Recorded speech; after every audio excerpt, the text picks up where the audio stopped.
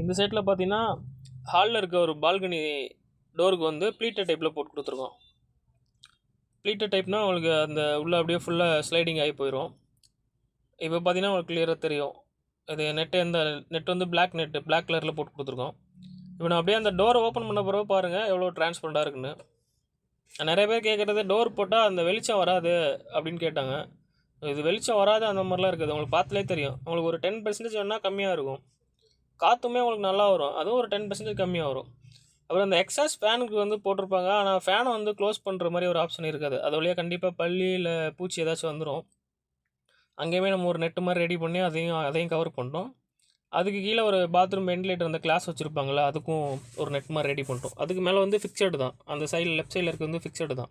அதுக்கு தேவையில்லை நெட்டு. இது பார்த்தீங்கன்னா தெரியும். இதையுமே ஃபுல்லாகவே கம்ப்ளீட்டாக கவர் பண்ணிட்டோம். இது மாதிரி ஒரு 2 பாத்ரூம் இருந்துச்சு. 2 பாத்ரூமுக்குமே இந்த மாதிரி போட்டு கொடுத்துட்டோம்.